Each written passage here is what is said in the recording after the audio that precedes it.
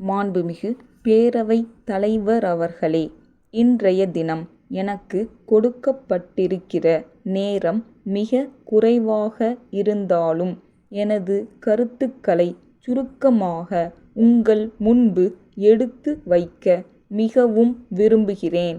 காவல்துறை பற்றிய கொள்கை விளக்க குறிப்பில் பல திட்டங்கள் கூறப்பட்டுள்ளன. அவற்றில் ஒன்று காவலர்களுக்கு வீட்டு வசதி. கிராமப்புறங்களிலாவது காவல்துறையை சார்ந்தவர்களுக்கு வீட்டு வசதி கிடைக்கும். நகர்ப்புறங்களில் அவர்களுக்கு பாதுகாப்பான வீட்டு வசதியை அரசு ஏற்படுத்தி கொடுக்க வேண்டும். அரசு துறைகளிலே மிகவும் முக்கியத்துவம் வாய்ந்தது காவல்துறை ஆகும். அரசின் திட்டங்களை நிறைவேற்றும்போது ஏற்படுகிற விரும்பத்தகாத நிலைமைகளை கூட சமாளித்து மக்களுக்கு நீதி கிடைக்க காவல்துறை பாடுபட வேண்டியுள்ளது.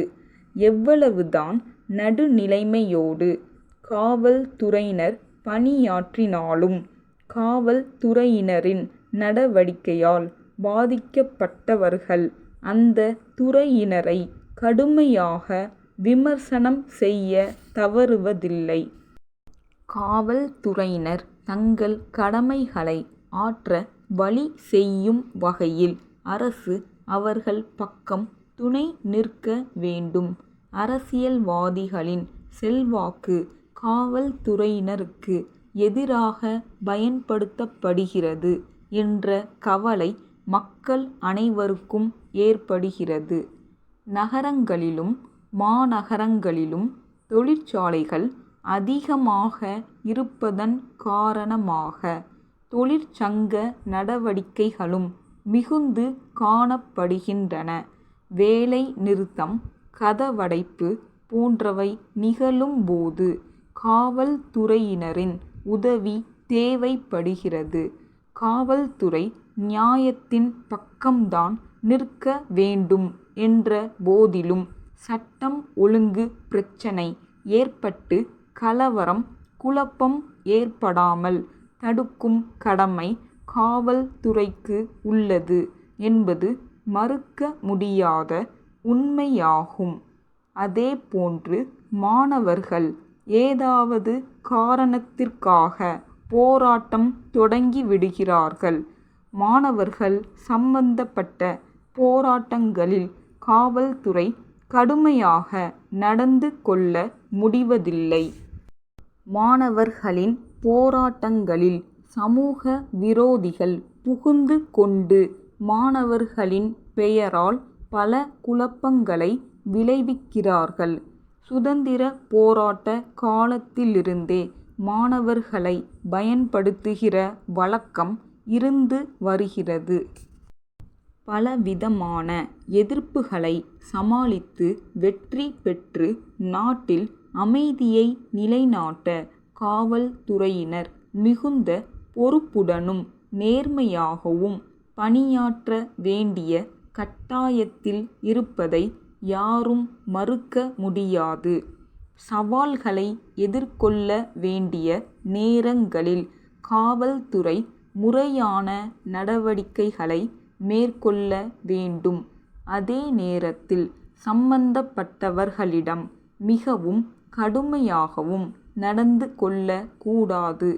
ஜனநாயக முறையில் நியாயமான நடவடிக்கைகளை எடுத்து பிரச்சினைகளை தீர்க்க வேண்டிய தலையாய கடமை காவல்துறையினருக்கு உள்ளது. காவல்துறையில் பணியாற்றுகிறவர்களுக்கு உள்ள குறைகளை கேட்டறிந்து நிவர்த்தி செய்வது மிகவும் அவசியம். வீட்டு வசதி செய்து கொடுப்பது போன்ற பல கோரிக்கைகளை நிறைவேற்ற சிறிது காலத்தாழ்வு ஏற்படலாம். சிறிய மனக்குறைகளை உடனுக்குடன் தீர்ப்பது அவசியம் ஆகிறது. சங்கர் நகர் விநாயகர் ஆலய அறங்காவலருக்கு ராமன் சகோதரர்கள் எழுதும் கடிதம். அன்புடையீர், ஆலயத்தை சுற்றிலும் கட்டிடங்கள் கட்டி அவற்றை கடைகள் வைக்க வாடகைக்கு விடப் போவதாக தெரிகிறது. அவைகளில் 2 வாடகைக்கு எடுத்துக் கொள்வது குறித்து இக்கடிதத்தை எழுதுகிறோம்.